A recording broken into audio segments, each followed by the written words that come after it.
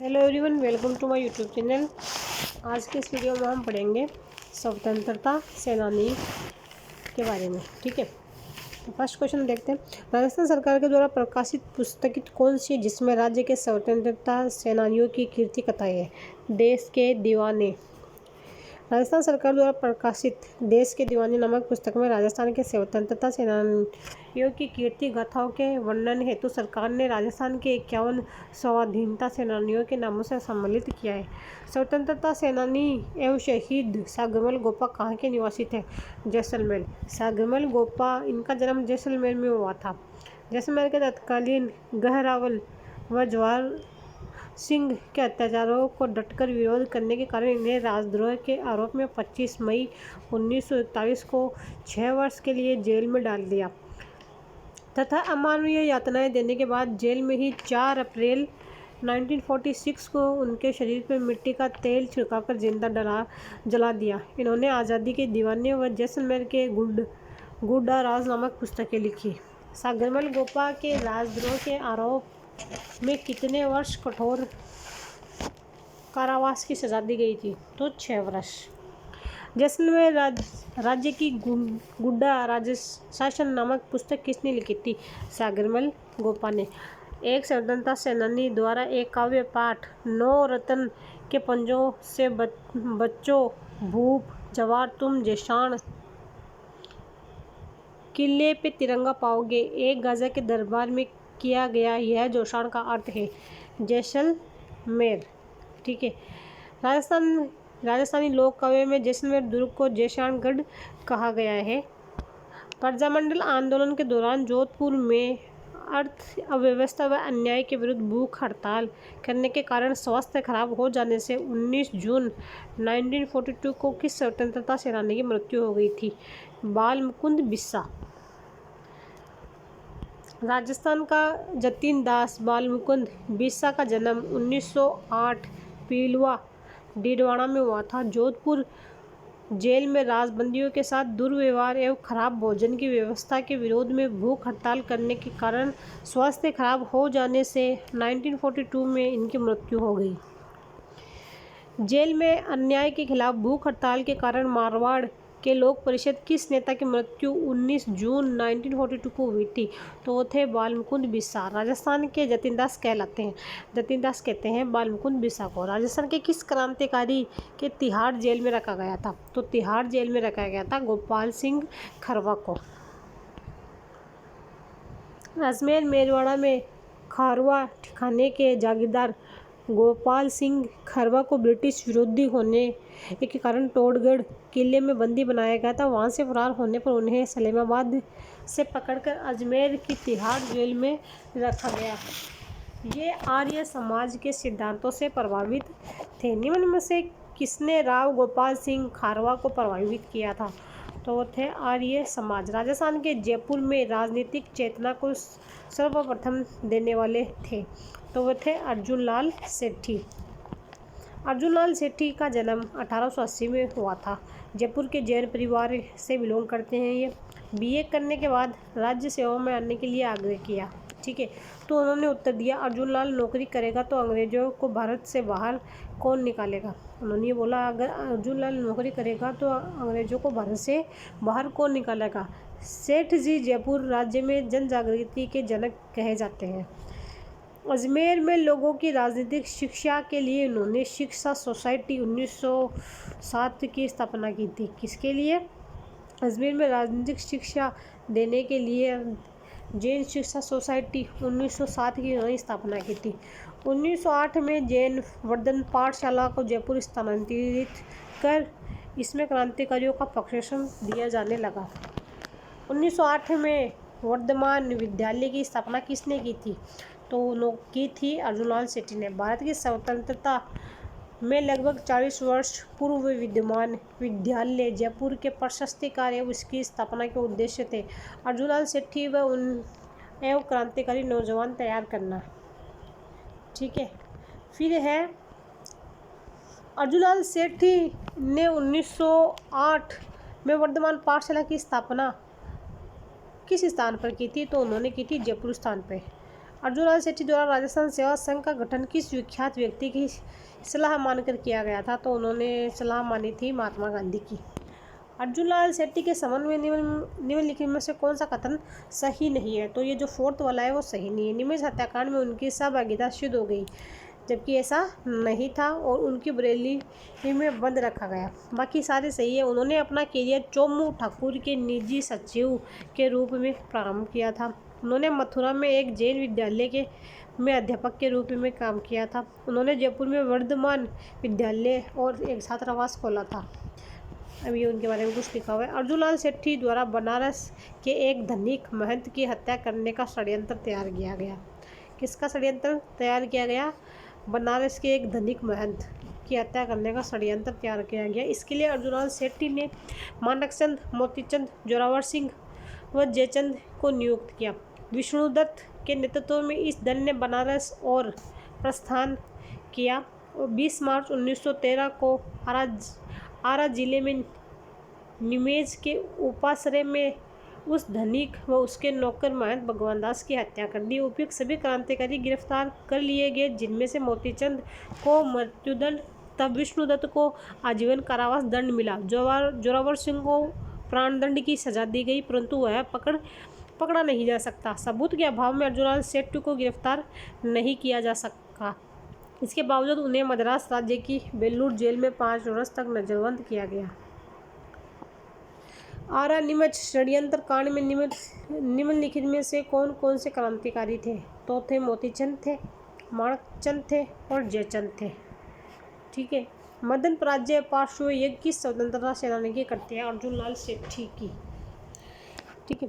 अजमेर में रहते हुए अर्जुनलाल सेठी ने शूद्र मुक्ति, स्त्री मुक्ति, महेंद्र मुक्ति कुमार आदि पुस्तकें लिखी। मद्रास की वेलूर जेल में उन्होंने 70 दिन का अनशन किया, जो देश के राजनीतिक इतिहास में पहला अनशन माना जाता है। मदन पराजय, पार्श्व यज्ञ आदि इनकी मुख्य कृति है। निम्न में से कौन शुद्ध मुक्ति पुस्तक के लेखक है? तो वो है अर्जुनलाल सेठी। किसकी बरेली की जेल में अमानुषिक यातना के कारण मृत्यु हुई? प्रताप सिंह बारठ। प्रताप सिंह बारठ का जन्म 1893 ईस्वी में शाहपुरा में हुआ। उन्होंने अर्जुनलाल सेठी की जैन पाठशाला में प्रशिक्षण प्राप्त किया। बनारस षड्यंत्र केस में 5 वर्ष के कठोर कारावास की सजा होने पर भारत सरकार के गुप्तचर निदेशक चार्ल्स क्विटलैंड ने बरेली जेल पहुंचकर इनसे भेंट की और रास बिहारी बोस की गतिविधियां की जानकारी देने के लिए प्रलोभन देते हुए कहा कि तुम्हारी माँ दुखी है। तब प्रताप सिंह ने कहा, मेरी माँ को रोने दो, जिससे किसी अन्य माँ को रोना ना पड़े। अपनी माँ को हंसाने के लिए मैं हजारों माताओं को रुलाना नहीं चाहता। निम्न में से किस षड्यंत्र केस में प्रताप सिंह बारठ को कारावास दिया गया था? बनारस षड्यंत्र मुकदमा। ओके।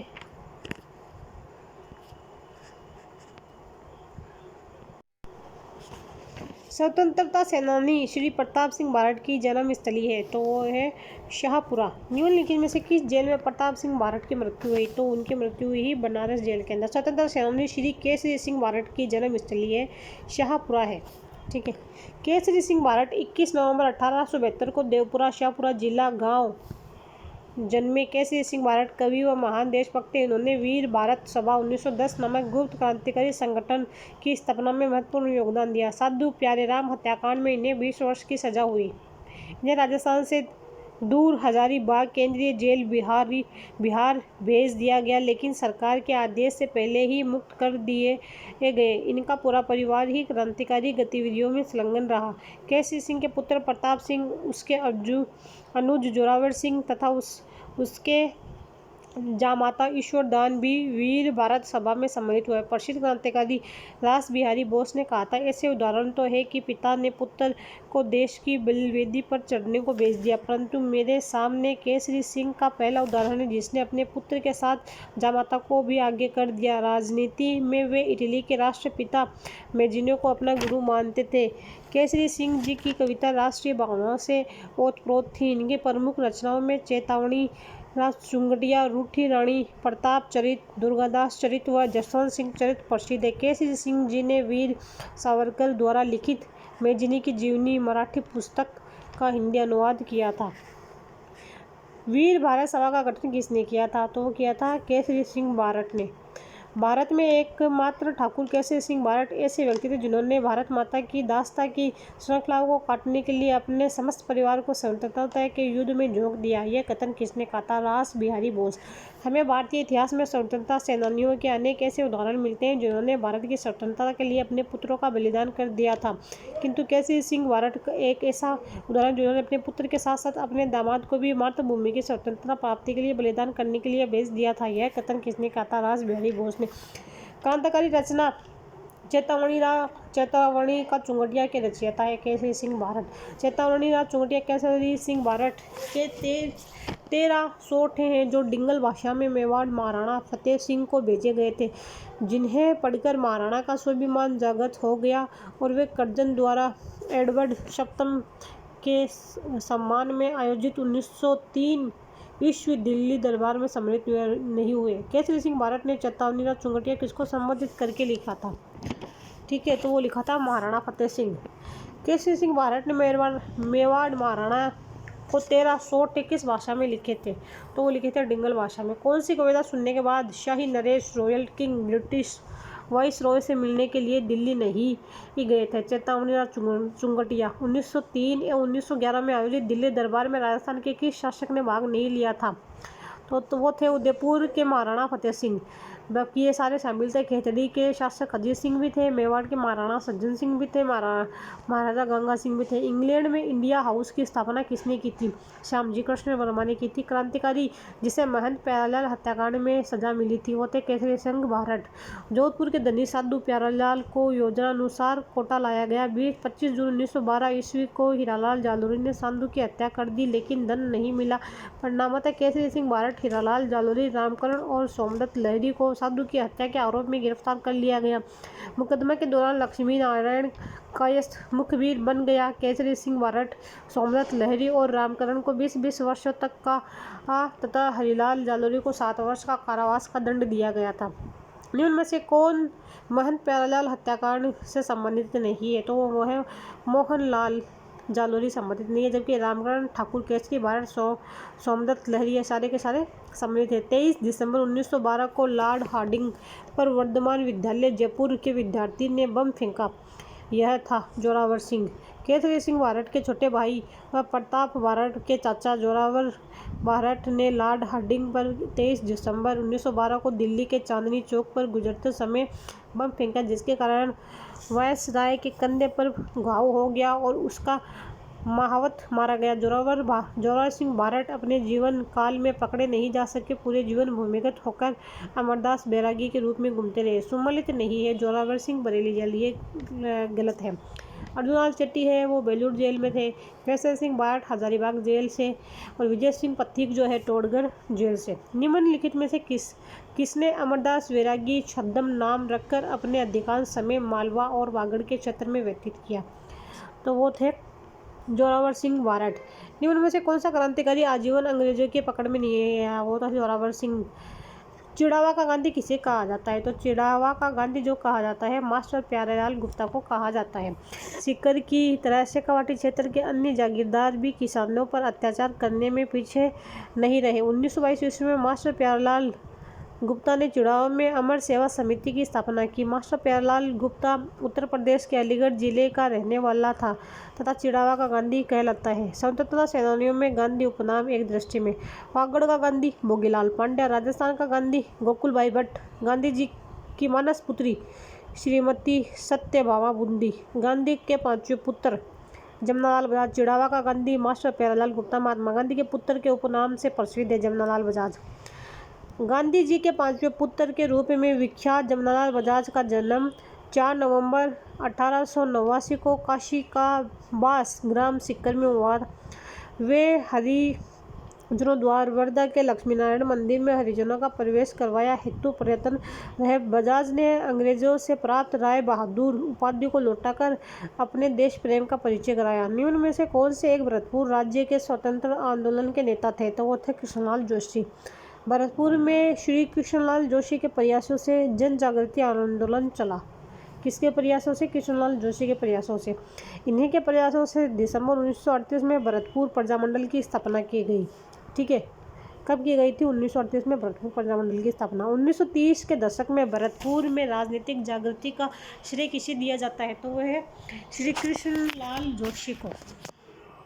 राजस्थान के राजनीतिक जागरण में अग्रणी रहे त्याग भूमि नामक समाचार पत्र के संपादक थे, तो वह थे हरिभाऊ उपाध्याय। हरिभाऊ उपाध्याय ने औटुंबर काशी से प्रकाशित नवजीवन त्याग भूमि नामक समाचार पत्रों का संपादन किया। त्याग भूमि का प्रकाशन 1927 में विजयदशमी को शुरू हुआ। इसका प्रत्येक अंक 64 पृष्ठों का होता था, जिसमें 16 पृष्ठ नारी जागरण हेतु आरक्षित थे। इन्होंने महिला शिक्षा सदन तथा सस्ता साहित्य मंडल 1925 ईस्वी, 1927 ईस्वी में हटुंडी अजमेर में व 1945 ईस्वी में गांधी आश्रम नामक संस्थाओं की स्थापना की। हटुंडी अजमेर के गांधी आश्रम की स्थापना किसके द्वारा की गई थी? हरिभाऊ उपाध्याय के द्वारा। त्याग भूमि मासिक हिंदी समाचार पत्र के 64 से कितने पृष्ठ स्त्रियों की सामाजिक जागृति के लिए आरक्षित थे? तो वे थे 16 पेज। वीर भारत समाज की स्थापना की थी, वो तो विजय सिंह पथिक ने। विजय सिंह पथिक का वास्तविक नाम भूप सिंह गुज्जर था। इनका जन्म उत्तर प्रदेश के बुलंदशहर में हुआ था। राजस्थान के बिजोलिया किसान आंदोलन में विशेष रूप से सक्रिय होने के कारण ये किसान आंदोलन के जनक माने जाते हैं। जनवरी 1915 में पथिक भूप सिंह रास बिहारी बोस के आदेश पर राजस्थान आ गए थे, क्योंकि ब्रिटिश खुफिया पुलिस को उनकी तलाश थी। राजस्थान में सुरक्षा के लिए इधर उधर भटकने के पश्चात पथिक चित्तौड़ के समीप ओसड़ी के ठाकुर गोपाल सिंह खरवा के पास आ गए। यहीं पथिक का बिजोलिया के किसान नेताओं से संपर्क हुआ। उन्होंने अपनी दाढ़ी बढ़ा ली और नाम भूप सिंह से बदलकर विजय सिंह पथिक रख लिया। बिजोलिया आकर उन्होंने विद्या प्रचारिणी सभा की स्थापना की। इन्होंने शस्त्र संग्रह व क्रांतिकारियों के सहयोग के लिए वीर भारत समाज की स्थापना की। 1917 में इन्होंने उपरमाल पंच बोर्ड की स्थापना कर बिजोलिया में क्रांति का सूत्रपात किया। इन्होंने 1921 में अजमेर में जन जागरण हेतु राजस्थान सेवा संघ की स्थापना की। वह अजमेर के नवीन राजस्थान तथा वर्धा के राजस्थान केसरी नामक समाचार पत्र के प्रकाशन में उल्लेखनीय कार्य किया। इन्होंने कानपुर से प्रकाशित होने वाले समाचार पत्र प्रताप के माध्यम से बिजोलिया किसान आंदोलन को समूचे राजस्थान में चर्चा का विषय बना दिया। इन्होंने व्हाट और आर इंडियन स्टेट्स नामक पुस्तक की रचना की। विजय सिंह पथिक का मूल नाम क्या था? तो उनका मूल नाम था भूप सिंह।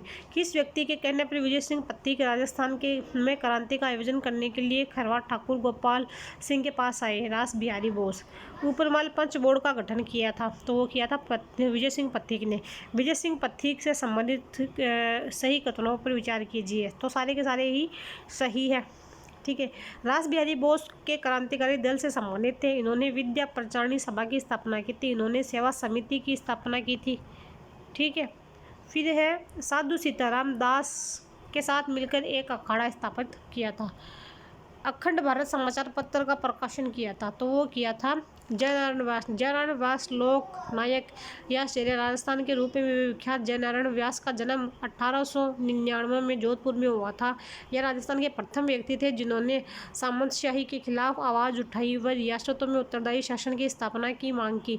इन्होंने तरुण राजस्थान 1927 बेवन में, अखंड भारत 1938 बम्बई में, RBSc क्लास 7 पृष्ठ 56 में 1936, आगीबाण 1932 ब्यावर में नामक राजस्थानी पत्र, पीप अंग्रेजी में, मारवाड़ी की अवस्था, पोपाबाई की पोल इत्यादि का प्रकाशन एवं संपादन किया। 10 मई 1931 को जोधपुर में जयनारायण व्यास के निवास स्थान पर मारवाड़ यूथ लीग की स्थापना की गई। 1932 में व्यास जी ने बालिकाओं के लिए जय कन्या विद्यालय स्थापित किया। सुभाष चंद्र बोस द्वारा मारवाड़ लोक परिषद 1938 की स्थापना कर जयनारायण व्यास को कार्यभार सौंपा गया। 1939 में गठित अखिल भारतीय देशी राज्य परिषद का इन्हें महामंत्री बनाया गया। इन्होंने राजस्थान के मुख्यमंत्री का पद 1951 से 1954 भी सुशोभित किया। आगीबाण के संपादक थे, तो वो थे जयनारायण व्यास। अंग्रेजी पत्र पीप का संबंध निम्न में से किससे था? तो वो था जयनारायण व्यास। किसानों के समर्थन में आंदोलन शुरू करने वाली मारवाड़ के लोक परिषद की स्थापना किस वर्ष हुई थी? 1938। राजस्थान में लोक नायक के नाम से किन्हें जाना जाता है? तो जाना जाता है जयनारायण व्यास को। पोपाबाई की पोल नामक पुस्तिका की रचना की गई थी, तो उनकी थी जयनारायण व्यास ने। मारवाड़ यूथ लीग के संस्थापक थे जयनारायण व्यास थे।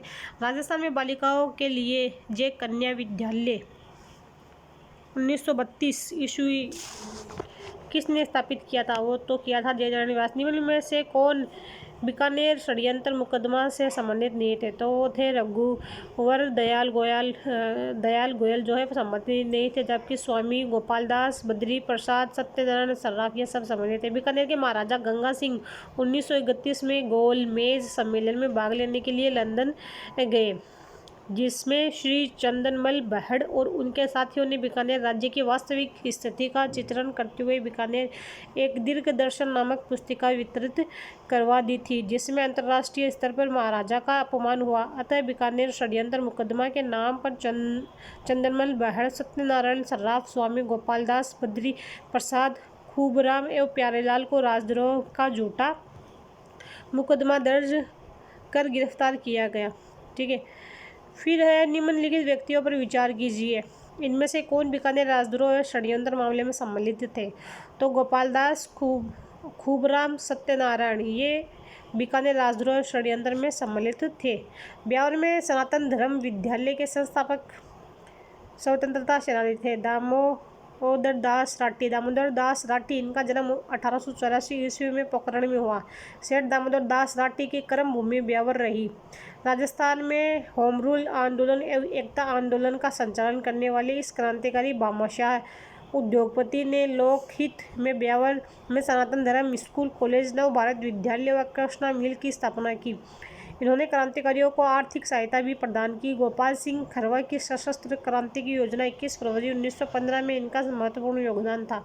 उस स्वतंत्रता सेनानी का नाम बताइए जिसने पंचीड़ा नामक लोकप्रिय गीत की रचना की थी? तो वो थे माणिक्य लाल वर्मा।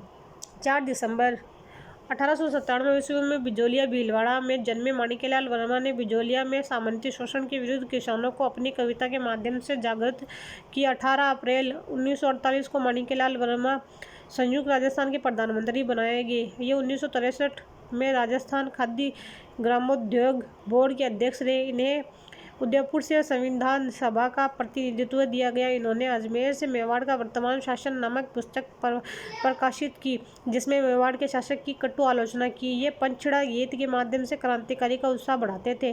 शंकर सहाय सक्सेना द्वारा लिखित इनका जीवन चरित्र, जो देश के लिए जिए, इनके बलिदान को याद दिलाता है। मेवाड़ का वर्तमान शासन नामक पुस्तक किसने लिखी थी? तो माणिक्यलाल वर्मा ने लिखी थी। सिद्धराज ढड्डा कौन थे? तो सिद्धराज ढड्डा जो है गांधीवादी एवं सर्ववादी नेता थे। सिद्धराज ढड्डा का जन्म 12 फरवरी 1909 को जयपुर में हुआ। ये विनोबा भावे के बुधान आंदोलन से जुड़े रहे एवं 1951 राजस्थान में सर्वोदय आंदोलन की गति दी। 2003-4 में सरकारी नीतियाँ खराब, गरीब हित में नहीं होने से उन्हें पद्म भूषण अस्वीकार कर दिया गया। जीवन कुटीर के गीत निम्न में से किसके द्वारा लिखा गया था? हीरालाल शास्त्री जोबनेर कस्बे जयपुर में जन्मे। 1899 में हीरालाल शास्त्री वनस्थली विद्यापीठ नामक महिला शिक्षण संस्थान के संस्थापक के रूप में जाने जाते हैं। वनस्थली को इन्होंने 1929 में भावी कार्य क्षेत्र के रूप में चुना। इनके द्वारा पत्नी रतन शास्त्री के सहयोग से 6 अक्टूबर 1935 को शांतिबाई कुटीर जीवन कुटीर की स्थापना की गई, जो बाद में वनस्थली विद्यापीठ 1943 में नामकरण के रूप में विकसित हुई। शास्त्री जी जयपुर के लोकप्रिय मंत्रिमंडल के प्रथम मुख्यमंत्री बने। उनका एक गीत पल्ले प्रतीक्षा नमो नमो बहुत लोकप्रिय हुआ। इनको आत्मकथा का नाम प्रत्यक्ष जीवन शास्त्र है। शांताबाई शिक्षा कुटीर की नींव किसने रखी थी? तो रखी थी रतन शास्त्री ने। स्वतंत्रता सेनानी हीरालाल शास्त्री राजस्थान के किस जिले से थे? तो वो थे जयपुर से। प्रसिद्ध स्वतंत्रता सेनानी रतन देवी संबंधित थी जयपुर राज्य से।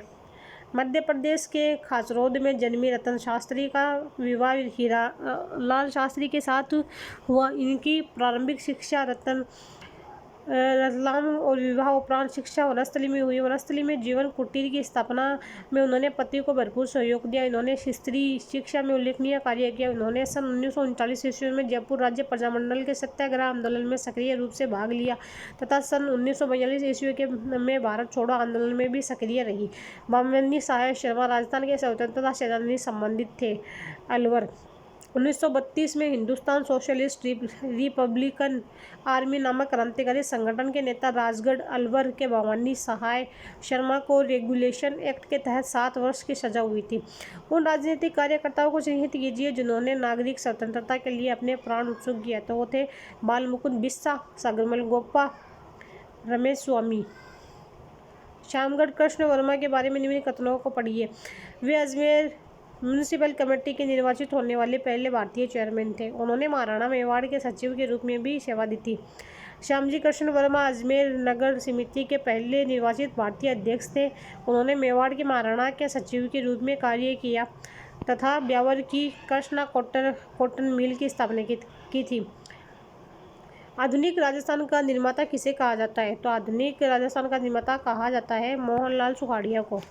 लोकनायक धून के धनी लक्कड़ और कक्कड़, जयनारायण व्यास वागड़ का गांधी, बागीलाल पांड्या किसान आंदोलन का जनक, विजय सिंह पथिक वर्तमान राजस्थान का निर्माता मोहनलाल सुखाड़िया। स्वतंत्रता पूर्व भीलवाड़ा में महिला आश्रम की स्थापना किसने की थी? नारायणी देवी वर्मा ने। भीलवाड़ा में 1944 में नारायणी देवी वर्मा ने महिला आश्रम की स्थापना की थी। नारायणी देवी वर्मा 1970 में राज्यसभा के लिए निर्वाचित हुई। नारायणी देवी वर्मा किस वर्ष राज्यसभा की सदस्य बन गई? 1970। राजस्थान के स्वतंत्रता आंदोलन के दौरान गिरफ्तार होने वाली राजस्थान की पहली महिला थी अंजना देवी चौधरी। रियासतों से निर्वाचित होने वाले प्रथम महिला व स्वतंत्रता सेनानी अंजना देवी चौधरी का जन्म 1897 में सीकर जनपद के श्रीमाधोपुर वर्तमान नीम का थाना जिला में एक मध्यवर्गीय परिवार में हुआ। रामनारायण चौधरी से 1911 में इनका विवाह हुआ।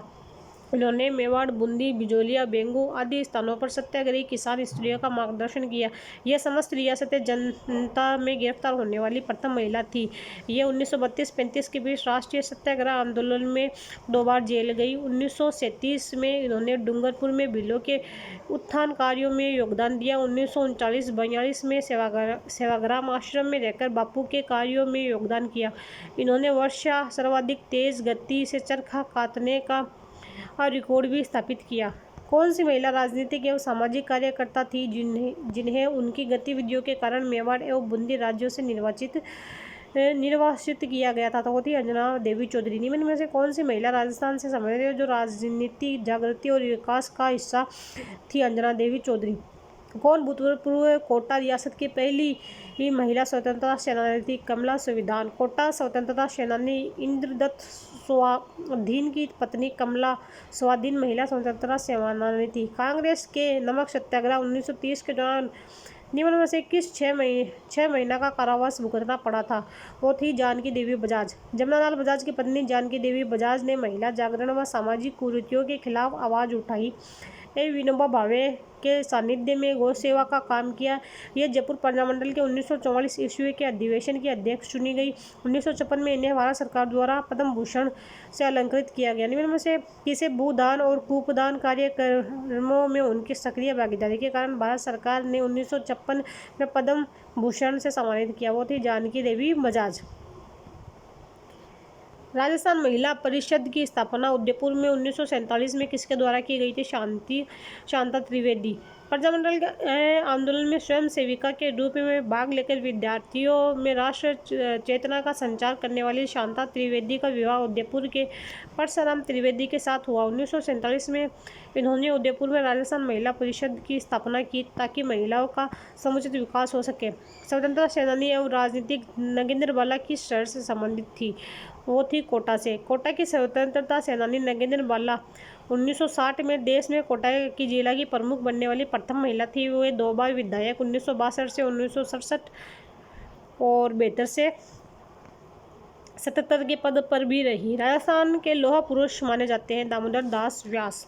मालपुरा टोंक में जन्मे दामोदर दास व्यास को राजस्थान का लौह पुरुष कहा जाता। उन्होंने 1967 के विधानसभा चुनाव में जयपुर राजघराने की महारानी गायत्री देवी को 15,000 मतों से हराया था।